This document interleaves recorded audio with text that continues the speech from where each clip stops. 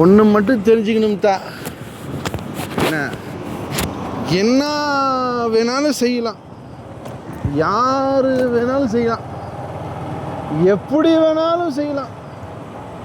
ஆனால் ஒன்று தான், எது செஞ்சாலும் அல்லாஹ்வுக்காக செய்யணும் தான். ஊருக்காக, பகட்டுக்காக, பேருக்காக, புகழுக்காக, காசுக்காக, பணத்துக்காக, பதவிக்காக, பகட்டுக்காக, பிரபலியத்துக்காக செய்கிற எந்த செயலையும் அல்லாஹ் ஒப்புக்க மாட்டான். சின்ன துரும்பை அகற்றி போடுவதாக இருந்தாலும் அது அல்லாஹ்வுக்காக செய்யணுமே தவிர ஊராருக்கு செய்யக்கூடிய எந்த செயலும் அல்லாஹ்வுக்கு முடியாது தான். அல்லாஹ் வாழ்கிறதே எனக்காக வாழ்கிறான்னு சொல்லும்போது செயல்கள் மட்டும் தனக்கானதாக்கி முடியுமா?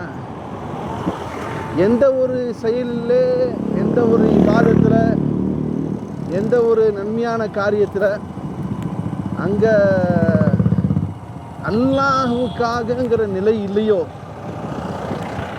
அங்கு நிச்சயமாக அழிவுகளும் அவமானங்களும் கஷ்டங்களும் துயரங்களும் இவைகள் மட்டும் மிஞ்சும்.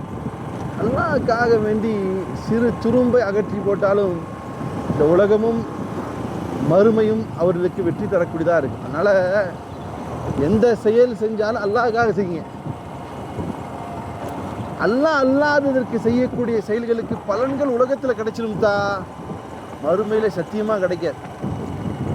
உலகத்தை பிரதானமாக நினைச்சு செய்யக்கூடிய எந்த செயலும் அல்லாஹ்ட்டையும் ஒப்புக்கொள்ளப்படாது, அதற்கு பிரயோஜனமும் பலனும் கிடைக்காது. அல்லாஹ்வுக்காக செய்யக்கூடிய செயல்களுக்கு உலகத்திலையும் அல்லாஹ் கண்ணியம் கொடுத்துருவான். அது மறைஞ்சு போய் காடில் போய் உட்காந்து செஞ்சாலும் அல்லாஹ் அதை வெளிப்படுத்திடுவான், கண்ணியமும் கொடுத்துருவான். மறுமையில் நிரந்தரமான நன்மையும் கிடைக்கும். அதனால் எந்த செயல் செஞ்சாலும் அல்லாஹ்வுக்காக செய்யுங்க. சரியாத்தா? எத்தா? சரியாத்தா?